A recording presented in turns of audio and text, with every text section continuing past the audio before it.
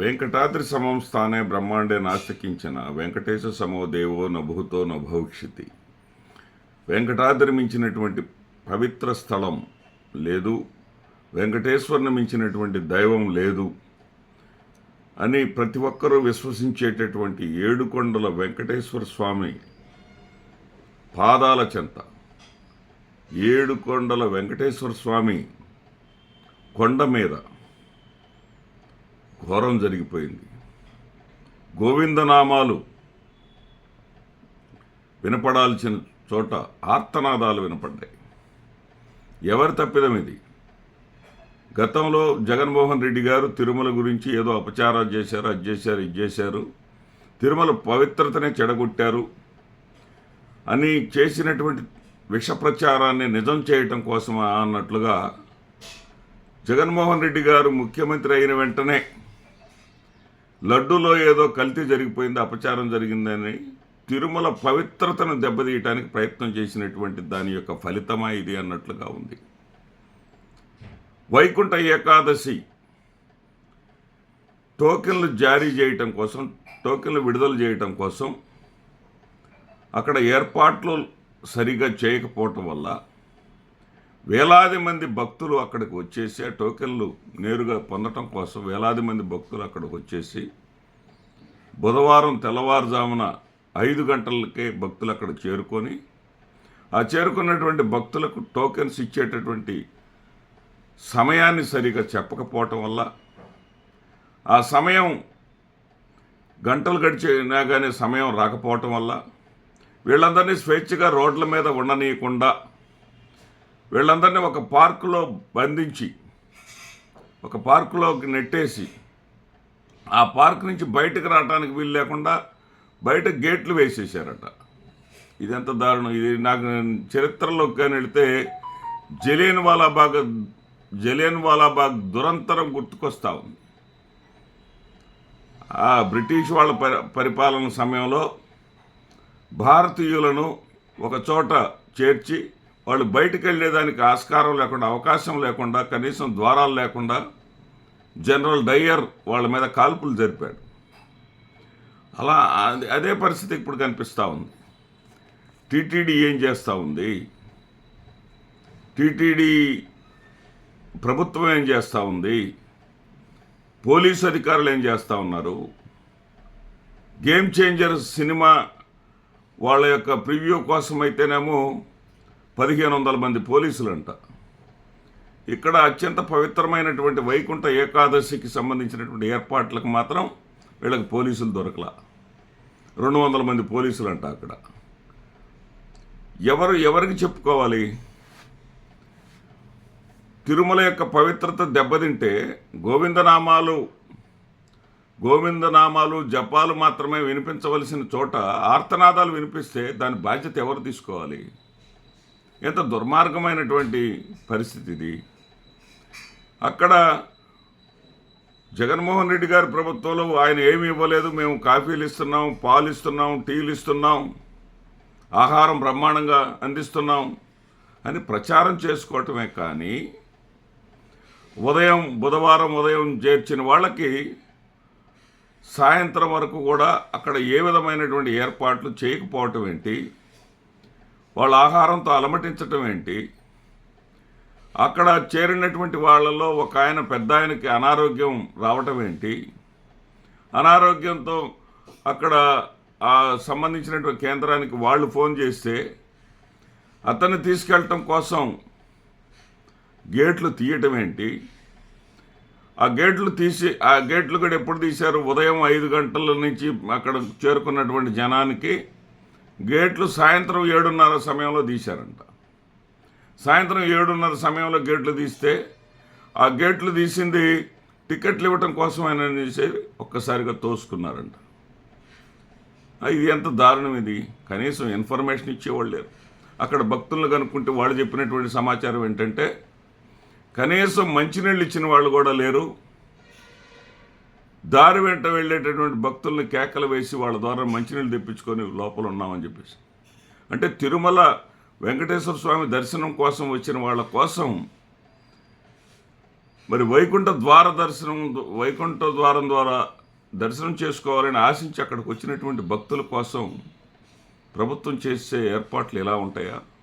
TTD వారు చేసేటటువంటి ఏర్పాట్లు ఎలా ఉంటాయా? గతంలో కాలినడకన వచ్చేటటువంటి భక్తుల్లో ఒకరికి ప్రమాదం జరిగి పులి వల్ల గాయపడితే ఈ పేపర్లన్నీ, ఈ మీడియా అని, ఈ విపక్షాలన్నీ ఎంత ఘోరంగా రాసినాయి. కర్రలతోటి పులులు పోతాయి అని చెప్పేసి రాతలు రాశారు కదా.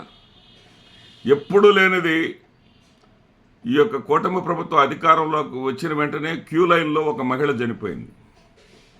సరే, దాన్ని ఆవిడకి అంతవరకు రాసి పెట్టింది అనుకుందాం. ఇదేంటి? ఇది మీ లోపం కాదా? మీరు చేసినటువంటి దైవదూషణ కాదా? మీరు చేసినటువంటి దైవత్వానికి కళంకితం చేసేటటువంటి రాజకీయం కాదా దీనికి కారణం? ఖచ్చితంగా ముమ్మాటికి నేనైతే అదే అని విశ్వసిస్తూ ఉన్నా.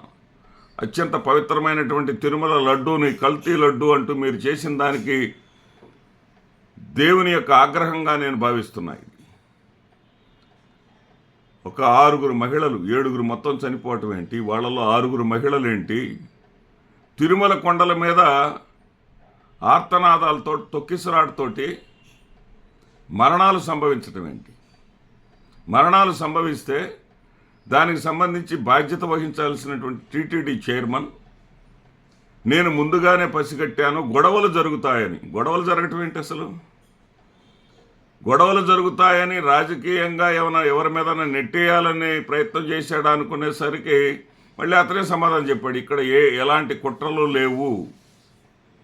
నేను అధికారులకు చెప్తూనే ఉన్నాను మొదటి నుంచి, వైకుంఠ ఏకాదశి టోకెన్ల కోసం భక్తులు విపరీతంగా వస్తారు, తగిన ఏర్పాటు చేయమని చెప్తూనే ఉన్నాను. మా అధికారులు విఫలమయ్యారని చివరికి అధికారుల మీద తోసేశారు. మరి ఆయన ముఖ్యమంత్రి చంద్రబాబు నాయుడు గారేమో నిన్న వెంటనే ఆగ్రహాన్ని వ్యక్తం చేశారంటే, ఆగ్రహం ఏం చేయనండి? అనుభవం ఉంది కదా మీకు. తిరుమలలో ఏదో అపచారం జరిగిపోయిందని చెప్పేసి ఏదో చేశారు కదా, ఏదో నానా యాగి చేశారు కదా మీరు. అది సుప్రీంకోర్టు వాళ్ళు కలగజేసుకొని మరి మీకే అక్షంతలు వేసిన తర్వాత కదా మీరు దాని గురించి పక్కన పెట్టేసింది. మరి ఇలాంటి మీరు మీ అనుభవం అంతా రంగరించి ప్రజలను, ముఖ్యంగా తిరుమల శ్రీవారి భక్తులని, మిమ్మల్ని కూడా ఒకసారి ఆయన కాపాడారు కదా శ్రీ వెంకటేశ్వర స్వామి. మీ ప్రభుత్వ హయాంలో మీ మీదే క్లమైర్ దాడులు జరిగితే పేలిపోతే మిమ్మల్ని ప్రాణాలతో కాపాడినటువంటి శ్రీవారు కదా ఆయన. అటువంటి ఆయన కోసం వచ్చేటటువంటి భక్తుల విషయంలో ఇంతటి అజాగ్రత్త ఏంటండి? ఇది కేవలము పవిత్రత, దైవం మీద నమ్మకం, విశ్వాసం లేనటువంటి వాళ్ళని చైర్మన్గా నియమించినందువల్లే. కరెక్ట్గా చెప్పాలంటే గుట్కా వ్యాపారం చేసే వాళ్ళని చైర్మన్గా నియమించడం వల్లే ఈ దారుణం జరిగింది. పవిత్రత ఉండాలండి ఏదైనా సరే.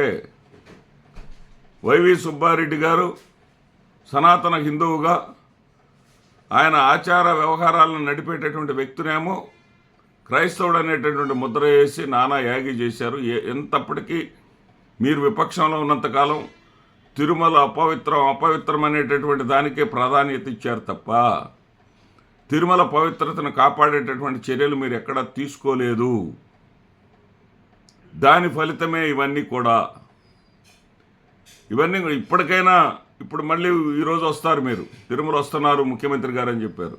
ముఖ్యమంత్రి గారు తిరుమల వస్తారు, మళ్ళీ కాసేపు ప్రెస్ మీట్, కాసేపు హడావుడి చేస్తారు. ఇవన్నీ కాదండి పరిష్కారాలు. మీలో చిత్తశుద్ధి ఉండాలి, మీలో పరిపాలన పట్ల పట్టు ఉండాలి, పబ్లిసిటీ పట్ల మక్కువ తగ్గించుకోండి, పరిపాలన మీద శ్రద్ధ చూపించండి.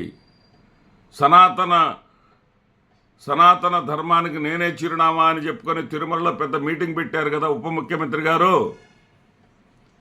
7 ప్రాణాలు కోల్పోతే మీకేం కనపట్టలేదా? సనాతన ధర్మంపై ఎవరైనా సరే దాడి చేస్తే నేను పార్టీని చూడను, ఏవి కూడా చూడని వాళ్ళ మీద నేను దాడి చేస్తానన్నారు. ఇప్పుడు ఏం చేస్తారు సార్ మీరు? పవన్ కళ్యాణ్ గారు మిమ్మల్ని అడుగుతున్నా, సిగ్గుతో తల వంచుకోవాలి మీరంతా. పవిత్రమైనటువంటి తిరుమల తిరుపతి దేవస్థానంలో తొక్కిసలాట కారణంగా 7 చనిపోయారు, అందులో 6 మహిళలంటే సిగ్గుతో తలదించుకోండి పవన్ కళ్యాణ్ గారు. సనాతన ధర్మంలో సైలెన్సర్లు ఓడదీసి తిరగండి, శక్తిని చూపించండి అంటే ఇలాగే జరుగుతుంటాయండి. ప్రజలకి మంచిని బోధించండి. అవసరమైన దగ్గర అధికారులను పోలీసులను ఏర్పాటు చేయండి.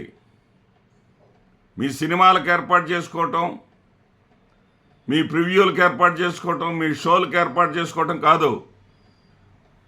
ప్రజలకు సంబంధించినటువంటి, భక్తులకు సంబంధించినటువంటి ఎక్కడైనా సరే క్రౌడ్ వస్తుందంటే వాటిని ముందుగానే పసిగట్టి ఆ క్రౌడ్ను అంచనా వేసి దానికి తగినటువంటి ఏర్పాట్లు చేయటం నేర్చుకోండి.